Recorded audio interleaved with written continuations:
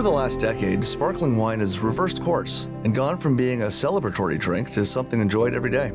The versatility that comes with being an every occasion wine mirrors the versatility of foods that can also accompany sparkling wines due to their palate cleansing acidity. And let's not forget that sparkling wines don't just need to be enjoyed on their own, but can also be mixed into a cocktail, even by simply adding a splash of OJ to go with brunch.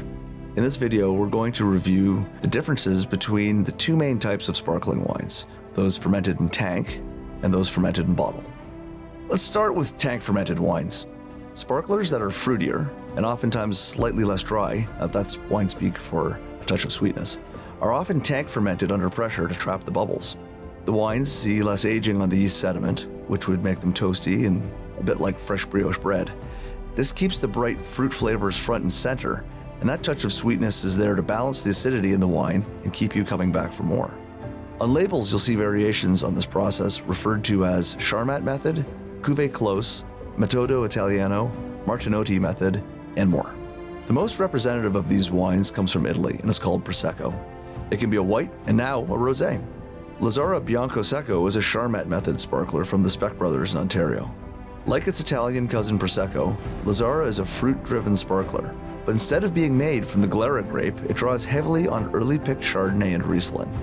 These grapes bring a balance similar to Glera, but with an Ontario twist by making a wine that is a bit more framed than the generally softer Proseccos. Perhaps this is also reflected in its Art Deco-inspired label.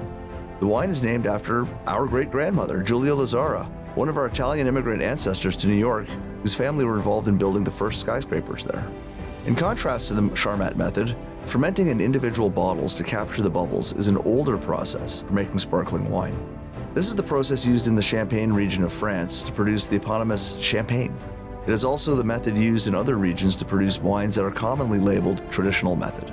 Several such places and style names are Charmat in France, Cava in Spain, Italian Metodo Classico, for example Franciacorta, and of course Niagara, which is becoming a beacon of sparkling wine production. Cuvée Catherine is a premium sparkling wine from Henry of Pelham in Niagara. Following a long tradition in the world of sparkling wines, it is named in memory of our family's founding matriarch and widow, Catherine Smith, wife to Henry of Pelham.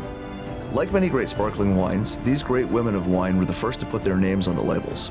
The word veuve means widow and adorns more than one great sparkling wine brand from Champagne and beyond.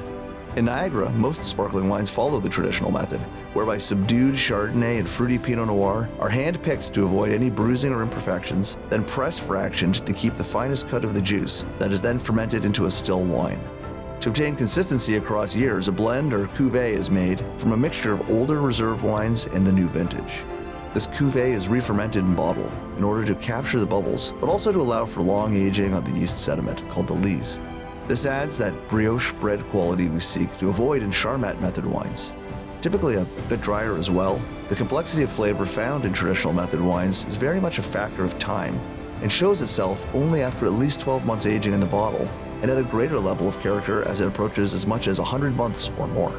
What primarily differentiates Champagne from traditional method sparkling is the name of the appellation, Champagne. But Champagne is also the perfect place to grow Chardonnay, Pinot Noir, and Pinot Meunier for early picking. The chalky soils of Champagne lead to fruit with great restraint, perhaps the reason why so much of Champagne rests on the fruitiness derived from the Pinot varieties.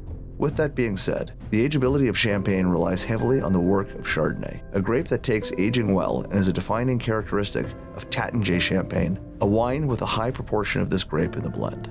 While Champagne allows for 14 months of aging as a minimum, the high percentage of Chardonnay and a minimum aging of 3 years in cellar distinguishes Taittinger as a great value in this premium category.